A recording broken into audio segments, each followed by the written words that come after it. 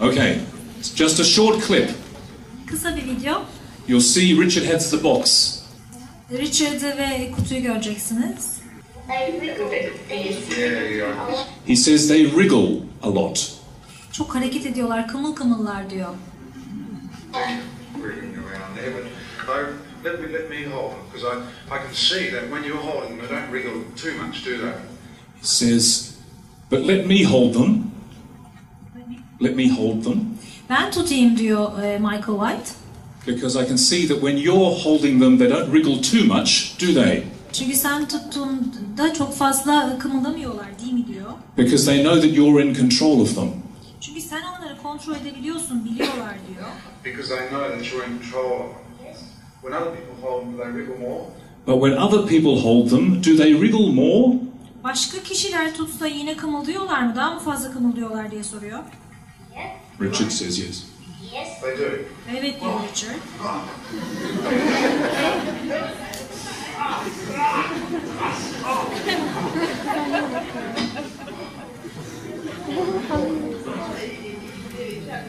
Boy, they sure. Bit of a dramatic pause there for a minute. Gayet dramatik bir poz görüyorsunuz.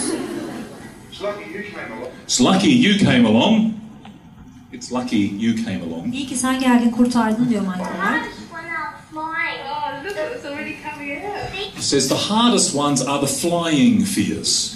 En zorlu olanlar uçan korkular diyor Richard. Those are the strongest ones. Onlar en güçlü olanlar diyor. It's lucky that you came along. It's lucky you came along. İyi ki sen geldin. Yeah. Trying to sneak out, aren't they? Yeah, you really have taught them a lesson. He says that'll teach them. You really have taught them a lesson. Bayağı iyi bir ders verdin diyor Michael White. Good, you ain't. Mum has a good idea.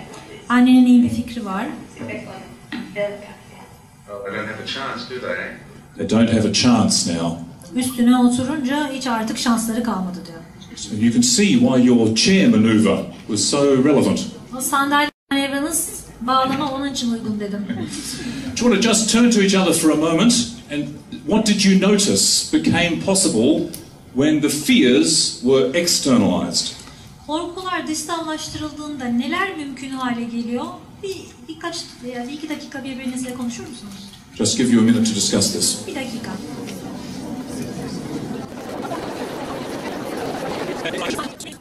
Because Richard had named the problem, Richard sorunu isimlendirdiği için the fears, korkular olarak it was in his language. kendi dilinde isimlendiriyor. Because Richard had then drawn them and explained them, Sonra işte resimlerini çiziyor, anlatıyor, izah ediyor. then it was possible for Richard to come up with some ways of controlling the fears. O sayede de o korkuları kontrol edebileceği bir yol açılıyor. Narrative therapy is about enabling people to name their own problems in their own language.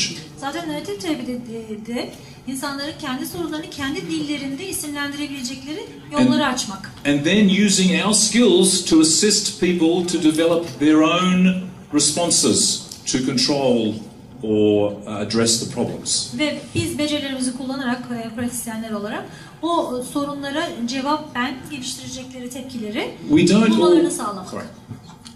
We don't always fall off our chairs. Her zaman sandalyeden düşmemiz gerekmiyor. And we don't even always draw the fears or draw the problem. Bir sorun, korku neyse onun resmini çizdirmemiz de gerekir. This was work with a child. Burada bir çocuk söz konusu olduğu So it's için also engaged with children's culture. o çocuğun kültürü ya da diline yaklaşmak söz konusu. And in Australia, in children's culture, drawing things, wriggling, this is part of children's culture. Avustralya çocuk kültürü dediğimiz şeyin içinde işte resim çizmek, o kımıl kımıl dediğimiz şeyler çok olduğu için. This is just one example of externalizing. Bu dışsallaştırmanın bir örneği. It also happens with adults and therefore not in childlike ways. Çocuksu olması gerekmiyor, yetişkinler için de kullanılıyor. But the best part about this story is yet to come. I'm about to tell you. Hikayenin ilk kısmını sona sakladım, anlatacağım şimdi. Richard did manage to educate the fears. Richard korkuları eğitmeyi başarıyor. His sleep got better. Uykusu çok daha iyi oluyor. And he was happy to go back to school. okula dönüyor, mutlu oluyor okula dönmekten. And